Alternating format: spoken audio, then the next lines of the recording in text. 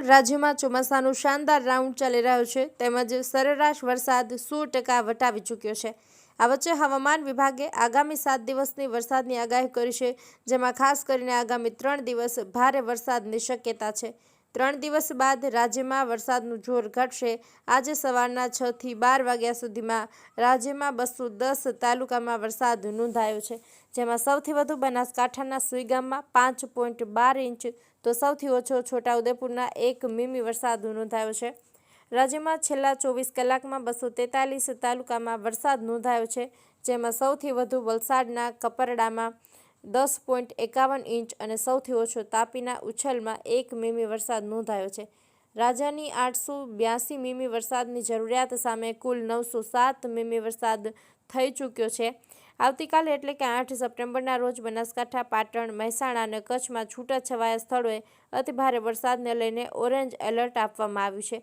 સાબરકાંઠા, અરવલ્લી, ગાંધીનગર, અમદાવાદ, સુરેન્દ્રનગર, મોરબી, જામનગર, દેવભૂમિ દ્વારકા, નવસારી, વલસાડ, દમણ અને દાદરાનગર હવેલીમાં કેટલાક સ્થળોએ ભારે વરસાદને લઈને યલો એલર્ટ આપવામાં આવ્યું છે। બનાસકાંઠાના દાંતા તાલુકાના ધાગડિયા ગામ નજીક સાબરમતી નદીમાં અચાનક પાણીની સપાટી વધતા 8 લોકો ફસાઈ ગયા હતા। આ લોકો પશુઓને ચરાવવા માટે નદી કિનારે ગયા હતા। ચામુંડા માતાના મંદિર નજીક નદીના પટમાં લોકો ફસાયાને જાણ થતાં ગ્રામજનો એકઠા થયા હતા।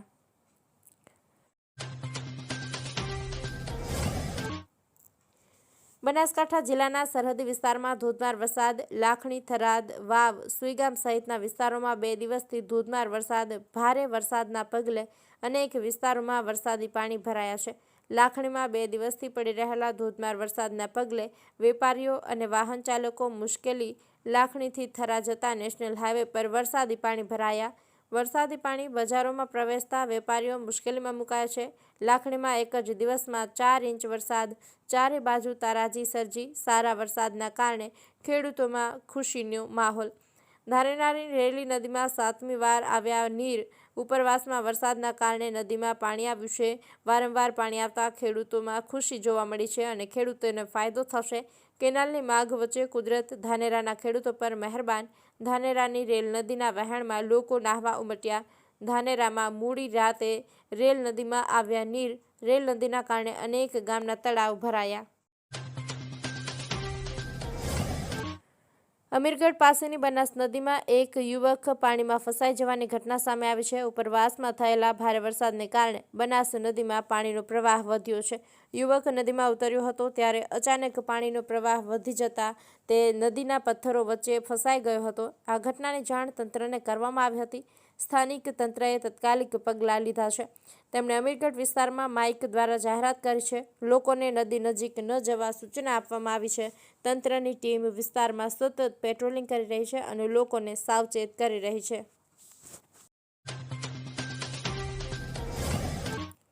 ભાદરવી પૂનમના દિવસે ચંદ્રગ્રહણને કારણે અંબાજી મંદિરમાં દર્શન અને ધ્વજારોહણની વિશેષ વ્યવસ્થા કરવામાં આવી છે। માય ભક્તો માટે સવારે 6 થી 10 વાગ્યા સુધી દર્શનની વ્યવસ્થા રહેશે।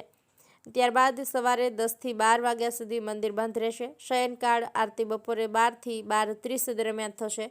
બપોરે 12:30 બાદ માય ભક્તો માત્ર જાળીમાંથી દર્શન કરી શકશે। આ સમય દરમિયાન મંદિરના શિખર પર ધ્વજારોહણ શક્ય નથી। સાંજે 5 વાગ્યા બાદ મંદિર સંપૂર્ણપણે બંધ કરી દેવામાં આવશે। દિવસની શરૂઆત સવારે 6 વાગ્યે આરતીથી થશે, જે 6:30 સુધી ચાલશે। ચંદ્રગ્રહણના કારણે આ વિશેષ વ્યવસ્થા માત્ર આજના દિવસ પૂરતી જ રહેશે।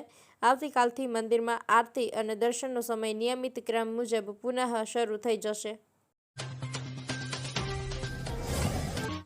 બનાસકાંઠા જિલ્લાના યાત્રાધામ અંબાજી ખાતે આજે ધોધમાર વરસાદ નોંધાયો છે। હવામાન વિભાગની આગાહી મુજબ વરસાદની અસર અંબાજી અને આજુબાજુના વિસ્તારોમાં જોવા મળી રહી છે। ભાદરવી પૂનમના મહામેળા દરમિયાન આવેલા આ વરસાદે ભક્તોની મુશ્કેલીઓમાં વધારો કર્યો છે। વહેલી સવારથી શરૂ થયેલો વરસાદ બપોર બાદ વધુ તીવ્ર બન્યો હતો। સમગ્ર વિસ્તારમાં પાણી ભરાઈ જતા નીચાણવાળા વિસ્તારોમાં જળબંબાકારની સ્થિતિ સર્જાઈ છે। અંબાજી પોલીસ સ્ટેશન પાસેનો હાઈવે માર્ગ બેટમાં ફેરવાઈ ગયો છે। વાહનો પાણીમાં બંધ પડી જતા લોકોને ધક્કા મારીને બહાર કાઢવાની ફરજ પડી છે। મહામેળામાં લાગેલા હંગામી સ્ટોલ્સમાં પણ પાણી ઘૂસી ગયા છે। મોટી સંખ્યામાં આવી રહેલા ભક્તોને ઘૂંટણસમા પાણીમાંથી પસાર થઈને માતાજીના દર્શન કરવા જવું પડી રહ્યું છે।